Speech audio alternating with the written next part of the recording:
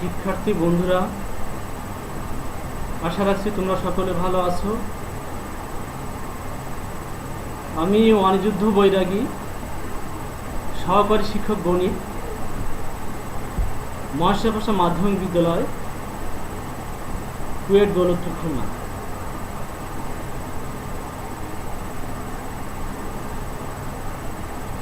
আমি আজ দশম শ্রেণীর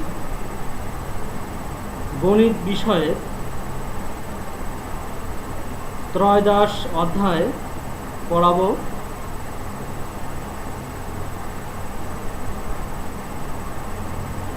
শিক্ষার্থী বন্ধুরা, তোমরা লক্ষ্য করো যে প্রথম প্লেটে একটি মার্বেল আছে, দ্বিতীয় প্লেটে দুটি মার্বেল আছে এবং তৃতীয় প্লেটে তিনটি মার্বেল আছে। এভাবে ধারাবাহিকতা রক্ষা করলে পরবর্তী প্লেটে মার্বেল সংখ্যা কত হবে? নিশ্চয়ই তোমরা বলবে 4টি। তাহলে এখান থেকে আমরা বুঝতে পারলাম যে আমাদের আজকের পাঠ ধারা এ অধ্যায়ে সমান্তর ধারা এবং গুণোত্তর ধারা এই দুটি বিষয় নিয়ে আলোচনা আছে। আমরা আজকে সমান্তর ধারা সম্পর্কে শিখব।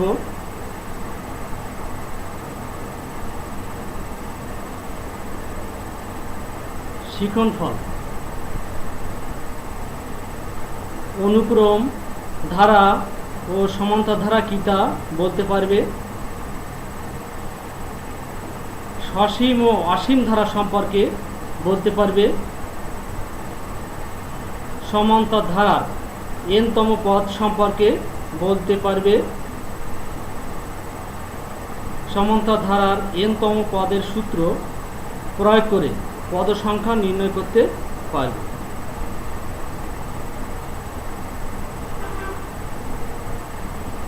সর্বপ্রথমে অনুক্রম কি, অনুক্রম সম্পর্কে আমরা শিখব।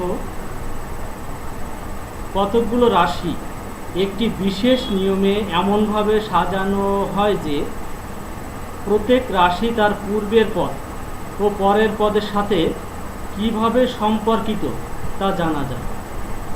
এভাবে সাজানো রাশিগুলোর সেটকে অনুক্রম বলে। যেমন 2, 4, 6, 8 ... একটি অনুক্রম।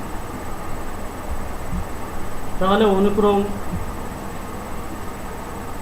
অনুক্রমের বৈশিষ্ট্য বা শর্ত আমরা জানলাম এবং একটি উদাহরণ এখান থেকে দেখলাম। এবার ধারা সম্পর্কে আমরা শিখব। কোনো অনুক্রমের পদগুলো পরপর প্লাস চিহ্ন দ্বারা যুক্ত করলে একটি ধারা পাওয়া যায়। তাহলে ধারার কি, কোনো অনুক্রমের পদগুলো পরপর প্লাস চিহ্ন দ্বারা যুক্ত করলে একটি ধারা পাওয়া যায়। যেমন 2 + 4 + 6 + 8 ... একটি ধারা। এখানে অনুক্রম সম্পর্কে আমরা শিখলাম যে অনুক্রম ছিল হচ্ছে 2, 4, 6, 8। এই যে অনুক্রমের মাঝে মাঝে প্লাস চিহ্ন দ্বারা দিয়ে দিলে একটি ধারা পেলাম। তাহলে ধারা এবং অনুক্রম একে অপরের সাথে সম্পর্কিত।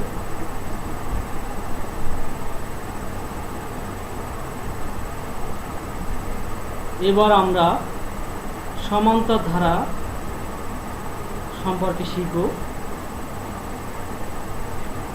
কোনো ধারার যে কোনো পদ ও তার পূর্ববর্তী পদের পার্থক্য সবসময় সমান হলে সেই ধারাটিকে সমান্তর ধারা বলে।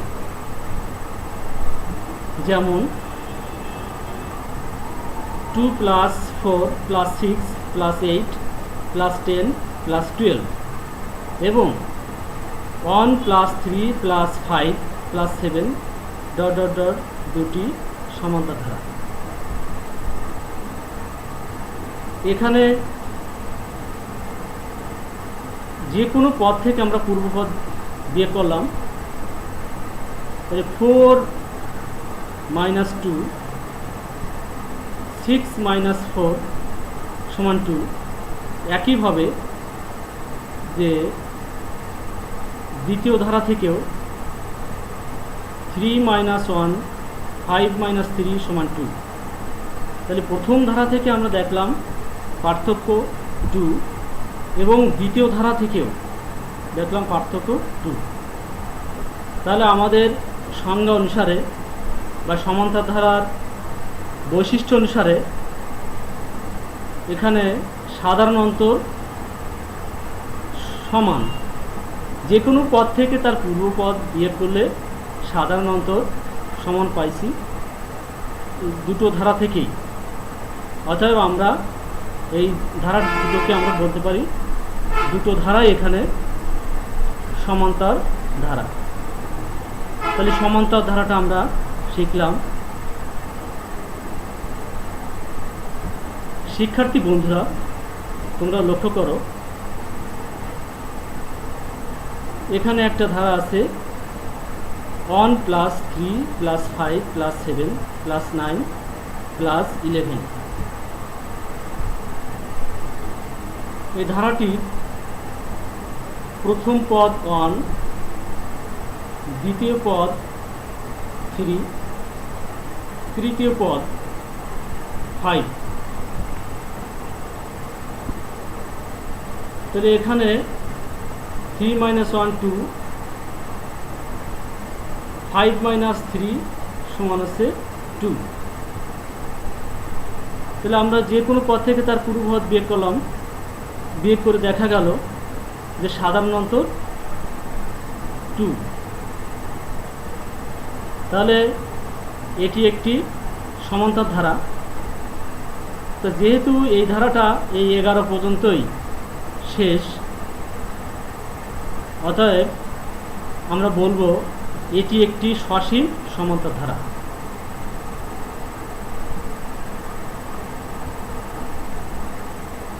শিক্ষার্থী বন্ধুরা, তোমরা আরও লক্ষ্য করো যে এখানে একটা ধারা আছে 1 + 4 + 7 + 10 + ... এই ধারাটা শেষ না।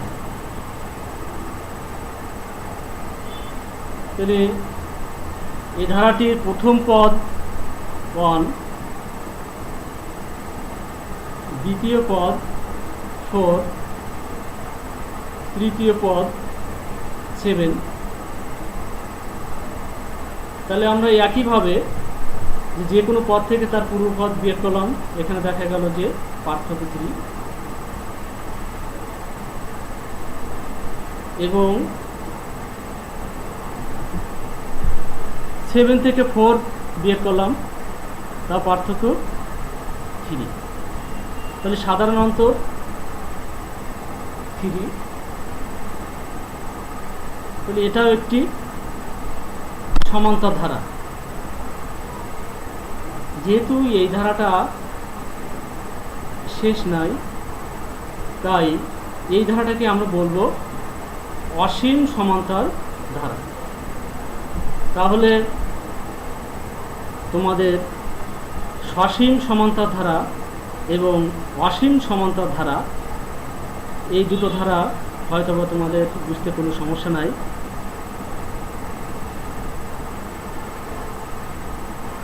মনে রেখো, এই বিষয়গুলো অবশ্যই তোমরা মনে রাখবা,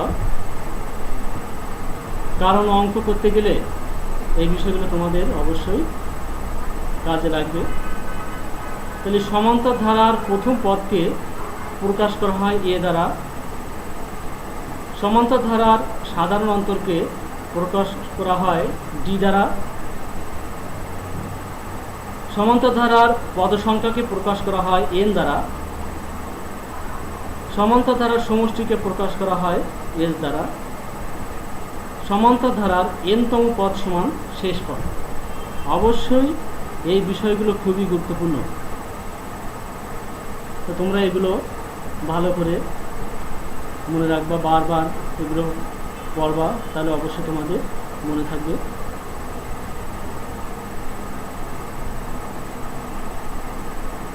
সমান্তর ধারার সাধারণ পদের সূত্র গঠন। এবার আমরা সমান্তর ধারার সাধারণ পদের সূত্র গঠন করব। সমান্তর ধারার প্রথম পদ এ ও সাধারণ অন্তর ডি হলে ধারাটি প্রথম পদ এ সমান আমরা লিখতে পারি এ প্লাস 1 মাইনাস 1 ইন্টু ডি। তাহলে এখানে 1 মাইনাস 1 যদি কেটে যায় তাহলে 0 হয়, 0-র সাথে ডি গুণ করলে 0, তাহলে আমাদের এই পদটা এ থাকে। দ্বিতীয় পদ সমান এ প্লাস ডি, এটাকে আমরা লিখতে পারি এ প্লাস 2 মাইনাস 1 ইন্টু ডি। তাহলে এখানে 2 থেকে 1 যদি বিয়োগ করি তাহলে 1 থাকে, এবং 1-এর সঙ্গে যদি আমরা ডি গুণ করি তাহলে ডি থাকে। তাহলে এখান থেকে আমাদের দ্বিতীয় পদ এ প্লাস ডি পাওয়া যায়। আর প্রথম পদ থেকে দ্বিতীয় পদে ডি বৃদ্ধি, কারণ এখানে সাধারণ অন্তর ডি। একইভাবে তৃতীয় পদ এ প্লাস 2d সমান A plus 3 minus 1 into D. তাহলে 3 থেকে যদি 1 বিয়োগ করি তাহলে 2 থাকে, তাহলে 2-র সাথে আমরা যদি ডি গুণ করি তাহলে 2d পাই। Dot dot dot dot. একইভাবে ধারাটির এনতম পদ সমান A plus N minus 1 into D. যেমন দ্বিতীয় পদে আমরা 2 লিখেছিলাম, তৃতীয় পদে 3 লিখেছি, তাহলে একইভাবে আমরা এনতম পদ লেখার সময় 2, 3 জায়গায় আমরা এন লিখেছি। তাহলে এখানে ধারাটির এনতম পদ সমান A plus N minus 1 into D. এই এনতম পদকেই সমান্তর ধারার সাধারণ পদ বা শেষ পদ বলে। এই এনতম পদের সাহায্যে আমরা অঙ্ক করব।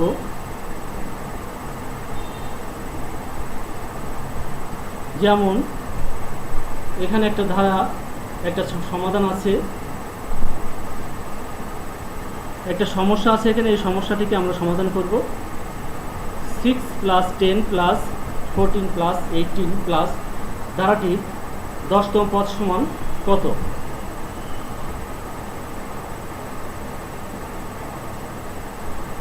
তাহলে এটাকে আমরা সমাধান করব। এখানে 10 মাইনাস 6, 14 মাইনাস 10 সমান 4। তাহলে এই বিয়োগফল থেকে আমরা দেখতে পেলাম যে এখানে সাধারণ অন্তর 4, অর্থাৎ ইহা একটি সমান্তর ধারা।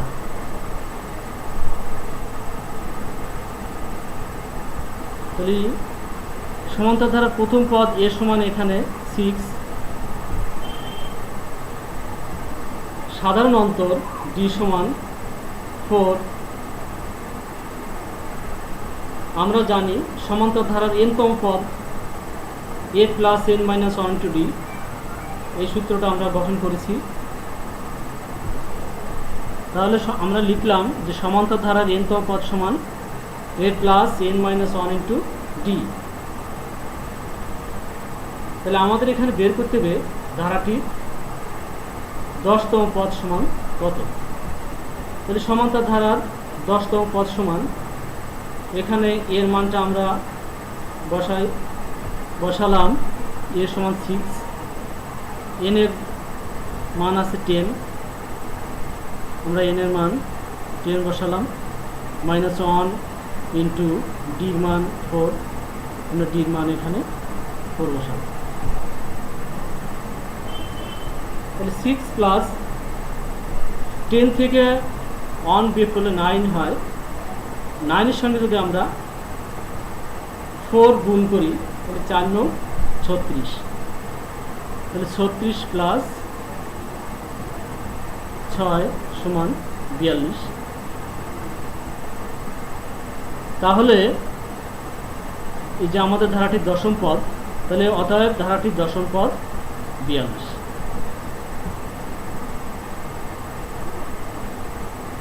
আমরা একইভাবে আরেকটি সমস্যার সমাধান করব। 5 plus 8 plus 11 plus 14 plus dot dot dot ধারাটির 30তম পদ কত। যেহেতু আমরা আগে একটা সমস্যা সমাধান করলাম, তাহলে এই সমস্যা সমাধান করতে আমাদের আর কোনো সমস্যা হবে না, কোনো কষ্ট হবে না।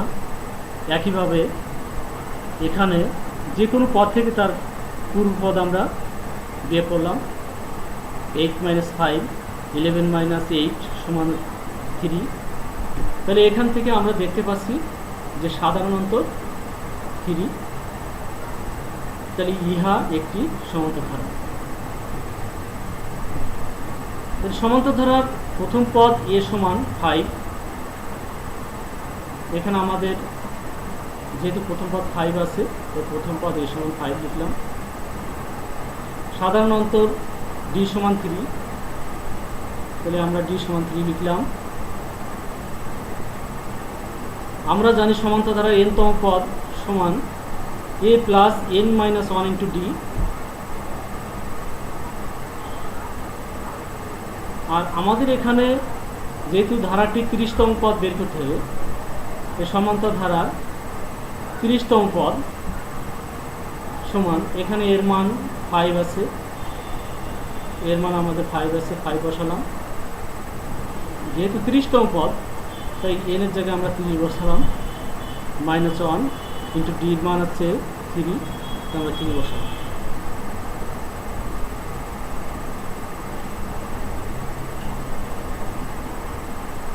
ফাইভ প্লাস,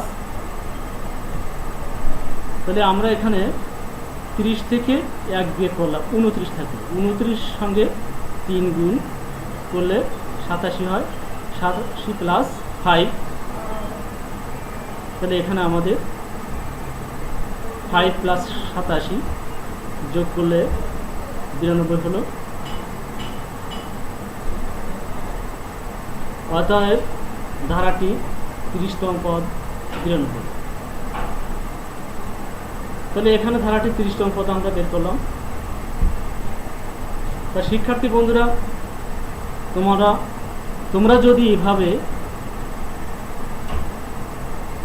প্র্যাকটিস করো, তাহলে হয়তো বা তোমাদের এই সমান্তর ধারার n তম পদ বের করতে কোনো সমস্যা থাকবে না। তা সবাই তোমরা ভালো থাকবে, সুন্দর থাকবে, আর আমার জন্য দোয়া করবে। ধন্যবাদ সকলকে।